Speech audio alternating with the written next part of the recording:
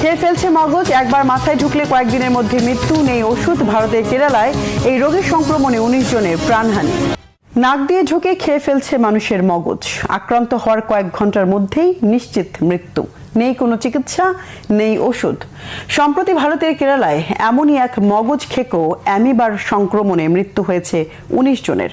চিকিৎসকরা বলছেন এই রোগে আক্রান্ত হলে মৃত্যুর ঝুঁকি 97 ভাগেরও বেশি। কি এই রোগ, কোথা থেকে কিভাবে মানুষের মাথায় প্রবেশ করে এটি? এই বিশ্ব কি আরও একটি মহামারীর দিকে এগিয়ে যাচ্ছে? কোনো চিকিৎসা না থাকায় কিভাবে এর থেকে রক্ষা পাবে মানুষ? ডেস্ক রিপোর্টে জানাচ্ছেন ইমরান মাহমুদ। এক নতুন আতঙ্ক ছড়িয়েছে ভারতে। এক বিশেষ ধরনের অ্যামিবা মানুষের মস্তিষ্কে প্রবেশ করে খেয়ে ফেলছে মগজ। ভারতের কেরালায় এই ব্রেইন ইটিং অ্যামিবা সংক্রমণের ঘটনায় জনমনে তীব্র ভীতি দেখা দিয়েছে। টাইমস অফ ইন্ডিয়ার একটি প্রতিবেদনে বলা হয়েছে অন্তত 19 জনের মৃত্যু ঘটেছে এই বিরল ও ভয়াবহ রোগে।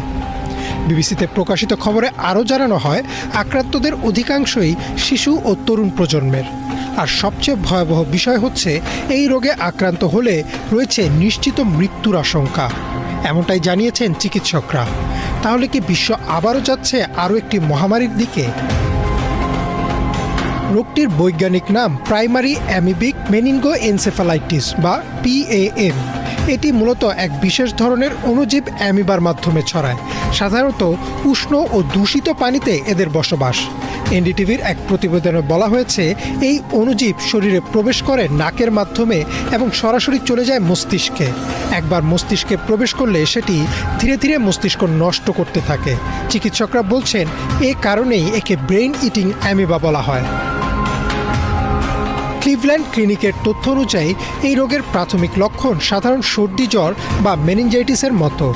মাথা ব্যথা, জ্বর, বমি, চোখে ঝাপসা দেখা, ঘাড় শক্ত হয়ে যাওয়া, খিঁচুনি এবং পরবর্তী ধাপে হ্যালোসিনেশন ও কোমায় চলে যাওয়ার মতো উপসর্গ দেখা দেয়। একবার সংক্রমণ শুরু হলে মাত্র কয়েক দিনের মধ্যেই রোগীকে মৃত্যুর দিকে ঠেলে দেয় এই অণুজীব। এই রোগে আক্রান্ত হলে মৃত্যু হার প্রায় 97%-এরও বেশি। এখন পর্যন্ত নির্দিষ্ট কোনো ওষুধ বা চিকিৎসা আবিষ্কার হয়নি যা নিশ্চিতভাবে রোগীকে বাঁচাতে পারে। কিছু ক্ষেত্রে অ্যান্টিফাঙ্গাল ওষুধ এবং নতুন ধরনের পরীক্ষামূলক চিকিৎসা প্রয়োগ করা হলেও ফলাফল আশানুরূপ নয়। চিকিৎসকরা বলছেন একবার এই রোগে আক্রান্ত হলে তা প্রায় নিশ্চিত মৃত্যুর শামিল।